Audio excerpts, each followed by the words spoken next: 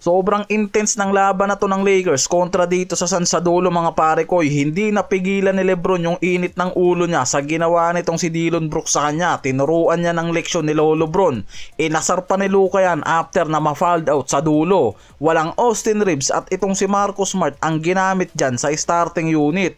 Ang Lakers pinangunahan ni Luka at Lebron yan, malakas na inside game at rebounding advantage. Ang Suns kahit may Booker at Williams hindi nakasabay sa scoring load at natalo sila sa position battle. Ang malaking problema sa Suns rebounding at yung lack of consistent shooting. At ang Lakers sobrang laki ng naging aggression sa paint ngayon ha. Nakita dyan sa early pa lang may malakas na depensa ang Lakers mula dito kay Marcus Smart at iba pang mga bench.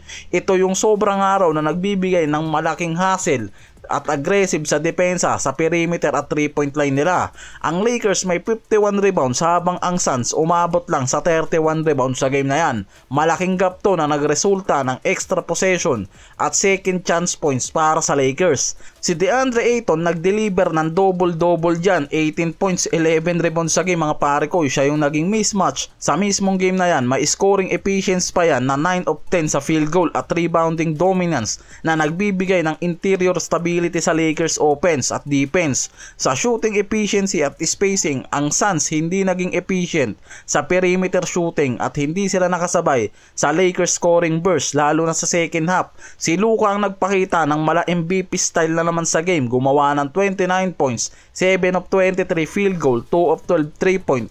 Hindi rin naging ganun kaganda sa early ang shooting niyan pero siya ang nag-setup kasi ng tempo sa scoring at playmaking. May clutch pass at pick and roll execution kahit medyo hindi siya efficient. Pagdating sa 3-point, nakuha niya ang atensyon ng Suns sa defense at nagbubukas to para sa inside game nila.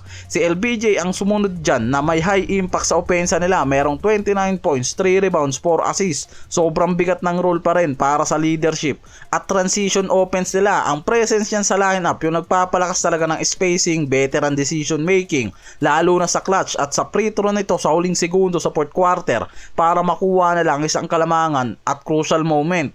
Sa gitna ng laro, nakagawa ang Lakers ng massive run na 24-0 run laban sa Suns. Isang malaking scoring burst to kung saan naputo lang Suns sa offense sila at na-dominate sila ng Lakers sa scoring sa loob ng ilang minutes. Dahil dito nakuha ng Lakers ang malaking lead at nakontrol ang moment ng laro pagdating sa second half at ang Suns naman nag-mount ng 7-2 run. Hindi sila nagpadala dyan. Pagkatapos ng Lakers run, sumagot ang Phoenix Suns sa sarili nilang scoring mula sa 7-2 scoring run kung saan unti-unting nabawasan ng Suns ang kalamangan ng Lakers at nakakuha pa sila ng isang point na lead sa huling bahagi ng laro kaya dumikit ang point differential ng mga to. May resilience at competitive kahit papano na nakapagsabay sa Lakers offense sa mga crucial quarter nila. Humigpit ang depensa ng Lakers ng husto sa ikatlong quarter at sa early fourth quarter na nag-set up ng 24-0 run nila dyan. Sa stretch na yan, halos hindi nakagawa ng puntos ang Suns sa ilang minutes dahil sa Lakers defensive pressure.